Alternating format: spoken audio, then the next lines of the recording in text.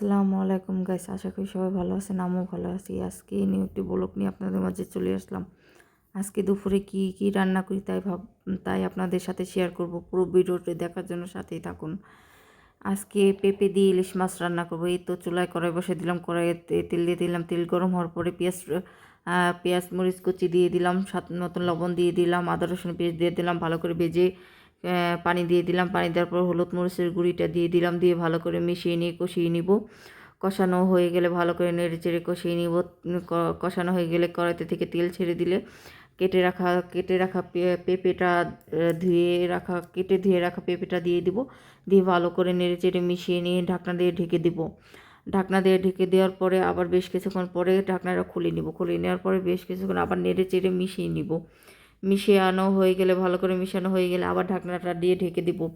ঢেকে ঢেকে দিব ঢেকে ঢেকে দেওয়ার পরে আবার খুলে আবার একটু নেড়ে চেড়ে দিব।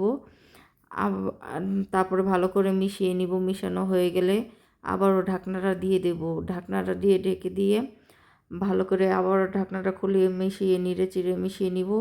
পেঁপেটা কষানো আগ পর্যন্ত সেদ্ধ হয়ে গেলে পরিমাণ মতন ঝোলের পানি দিয়ে দিব। পানি দিয়ে দিয়ে ঢাকনা দিয়ে ঢেকে দিব।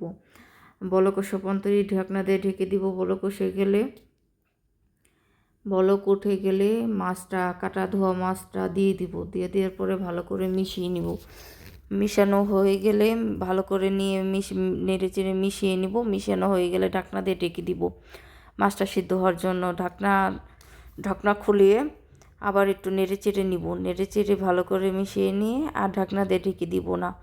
এখন তরকারিটা রান্না হয়ে যে কুটে রাখা ধনিয়া পাতাটা দিয়ে দিলাম। দিয়ে দেওয়ার মিশানোর পরে কিছুক্ষণ তরি বলক ওঠানোর পরে চুলাটা অফ করে দেবো। অফ করে দেওয়ার জন্য এই তো রান্নার ফাইনাল লুক। আর পুরো ভিডিওটি দেখার জন্য ধন্যবাদ।